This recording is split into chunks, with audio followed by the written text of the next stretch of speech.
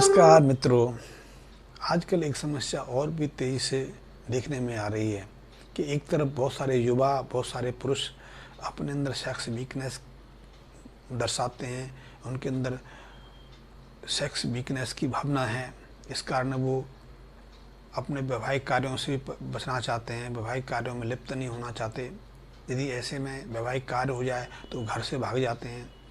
कई घटनाएं तो ऐसी देखने में आई हैं कि सेक्स वीकनेस के कारण कई युवाओं ने आत्महत्या कर ली। और दूसरी तरफ हम ये भी देखने में आ रहे हैं कि यौनाचार का, उन्मुक्त यौनाचार का माहौल तेजी से चारों तरफ बढ़ रहा है।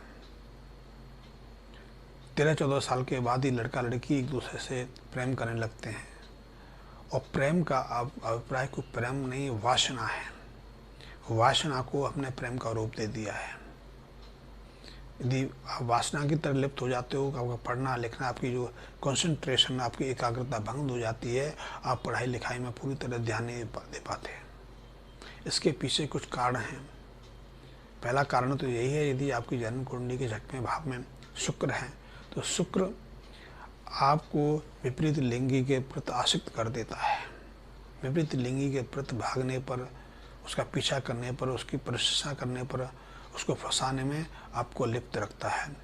और ऐसे 6वें भाव के शुक्र के साथ यदि मंगल का संबंध बन जाए, मंगल का योग बन जाए, मंगल का इस पर प्रभाव पड़ रहा हो, तो निश्चित जानिए कि आप ऐसे सेक्सुअल कामों में, ऐसे यौन संबंधी कार्यों में निरंतर भाग लेते रहते हैं। आपके एक के बाद एक यौनाचार के संबंध बनते रहते हैं।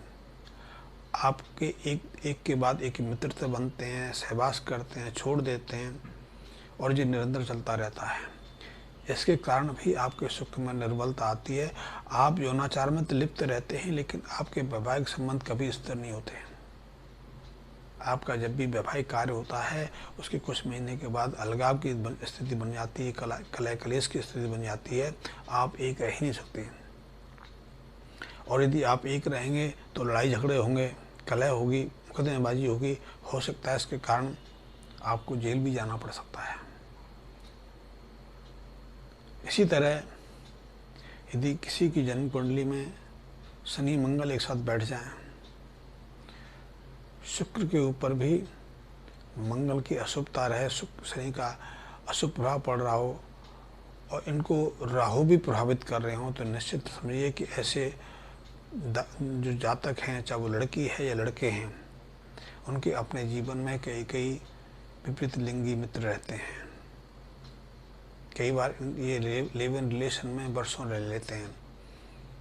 अनेक बार देखा गया है कि ऐसे ग्रह संबंध वाले, ऐसे ग्रह योग वाले लड़कियां लिव इन रिलेशन के कारण गर्भ धारण कर लेती हैं। फिर उन्हें समाज की स्थिति से डरकर गर्भपात कराना पड़ता है, एबॉर्शन कराना को मजबूर होना पड़ता है। कई बार एबॉर्शन हो जाते हैं तो फिर उनके अंदर गर्भ धारण करने की क्षमता ही नहीं बचती है। और यदि ऐसी स्त्रियों का विवाह हो तो वो जीवन भर संतान को जन्म नहीं दे पाती हैं। ऐसे बहुत सारे मामले हमारे सामने आते रहते हैं। तो ऐसे अनैतिक यौनाचार से बचने के लिए, ऐसे अनैतिक सेक्स रिलेशन से बचने के लिए हमें शुरू से प्रयास करना चाहिए कि हम शुक्र को मंदा ना करें, शुक्र को अशुभ प्रभाव में न डालें। हम सात्विक जीवन जिएं। हम शुक्र कर, बृहस्पति पर को शुभ बनाए रखें। यदि ये अशुभ बनेंगे, इन पर अशुभ प्रभाव पड़ेगा, मंदे होंगे, तो निश्चित रूप से हमारी प्रवृत्ति में बदलाव आएगा। हमारे लिए प्रेम पूजा का फूल ना रह के हमारे लिए वो शोषण का बन जाएगा। हम विपरीत लिंग के साथ संबंध इसलिए बनाएंगे कि हमारी वृत्ति वासना में है, प्रेम में नहीं है। और उसके खेल एक पीढ़ी तक नहीं चलते। इसके जो खेल हैं, इसके प्रभाव हैं, कई पीढ़ी तक चलते रहते हैं। यदि बाप ने प्रेम किया है, ऐसी वासना, अनैतिक संबंध कई जगह स्थापित किए हैं, तो उनके बच्चों में भी ये गुण जन्मजात रहते हैं। और उनके बच्चों में जो तीसरी पीढ़ी है, वो तो उन्मुक्त यौनाचार में ही लिप्त रहते हैं। उनके लिए फिर सेक्स संबंधी कोई नियम नहीं रह जाते। बहुत लोग आपको मिल जाएंगे। आपको जानकर आश्चर्य होगा, भारत में कम से कम 1 करोड़ अबॉर्शन अनायत होते हैं। अब तो सरकार भी मानने लगी है, सुप्रीम कोर्ट ने फैसला कर दिया है कि आप यदि कुंवारे हैं, आप अविवाहित हैं, यदि बच्चा ठहर जाता है किसी लड़की को, तो वो बिना किसी विघ्न के, बिना किसी रुकावट के कहीं भी जाके उसका गर्भपात करा सकती है। ये सुख को और मंदे करने का प्रयास है। इससे हो सकता है कानून के रूप में, सामाजिक रूप से कुछ उनको सुधार लगता हो, लेकिन नैतिक दृष्टि से ये अनाचार है। ये नई पीढ़ी को एक गलत रास्ते पर अग्रसर करने का प्रयास है। वैसे ही हमारे देश में पूरी दुनिया में संतानहीनता की समस्या बढ़ रही है। पुरुषों के अंदर वीर्य में शुक्राणु की संख्या घट रही है, शुक्राणुओं की गतिशीलता घट रही है। ये वैसे ही सृष्टि सृजन में हमारे जो संतानोत्पत्ति क्षमता में प्रश्न चिन्ह लगा रहा है। ऐसे में अनैतिक यौनाचार और फिर अबॉर्शन की बढ़ती प्रवृत्ति मानव समाज को खतरे की तरफ बढ़ा रही है,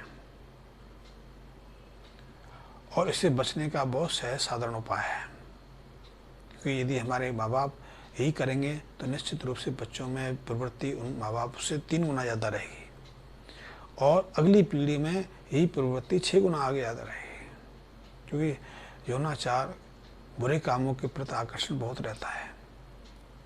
आप इससे जितना अलग हटाते हैं, दूर रखते हैं, जितना छिपाते हैं, उतना ही इसके प्रति आकर्षण बढ़ता है,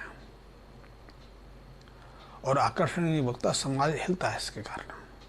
और हम देखते हैं कि पिछले 20-25 सालों में हमारे समाज में जो गिरावट आई है, हमारे समाज में नई सोच बदली है, उसके पीछे मुख्य कारण यही है कि हमने अपने समाज को एक गलत डायरेक्शन की तरफ धकेल दिया है, और धीरे धीरे ज़्यादा जनसंख्या के स्तर ज़्यादातर लोगों के शुक्र, मंगल, अशुभता की तरफ बढ़ रहे हैं। इसलिए यौनाचार का, सेक्स का कोई नियम नहीं रह गया।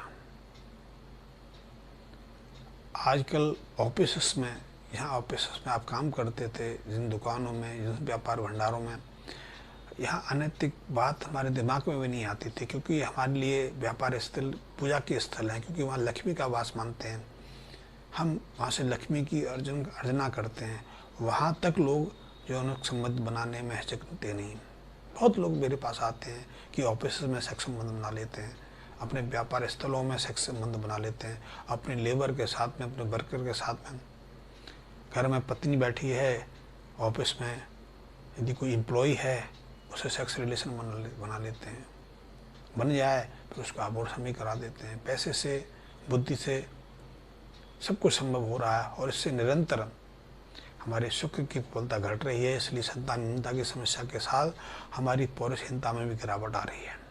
और इसीलिए आज आपको आश्चर्य लगेगा, लेकिन ये बात निश्चित है, और आप स्वयं भी अनुभव कर सकते हैं कि 45 साल की उम्र तक पहुँचते पहुँचते 80% जो वयस्क पुरुष हैं अपने अंदर सेक्स शिथिलता अनुभव करने लगते हैं। पुरुष ही नहीं, स्त्रियों के अंदर भी सेक्स शिथिलता के अंदर सेक्स शीतलता की स्थिति बनती चली गई है। उनके अंदर सेक्स की इच्छा ही नहीं आती है। फिर उन्हें कई तरह के प्रयास करने पड़ते हैं, कई तरह की दवाएं लेनी पड़ती हैं। आप अमेरिका, यूरोप की बात करो तो वहाँ सामान्य सेक्स से उनको संतुष्टि नहीं होती है। फिर इसके लिए वो कई तरह की दवाएं प्रयोग करते हैं, कई तरह के इंस्ट्रूमेंट काम में लाते हैं। ये एक अनैतिक अनाचार की तरफ बढ़ता हुआ समाज का एक रूप है, और इससे हमें बचना चाहिए। और अंत में फिर मैं कहूँगा, यदि आपको मेरे विषय रुचिकर लगते हैं, आप मेरे से जुड़े रहना चाहते हो, लाल किताब के संबंध में कोई किसी तरह की जानकारी लेना चाहते हो, तो मेरे इस चैनल को एक बार सब्सक्राइब भी कर लें, मेरे बेल आइकन को प्रेस कर लें, ताकि मेरा हर वीडियो आपको समय को मिलता रहे। धन्यवाद मित्रों।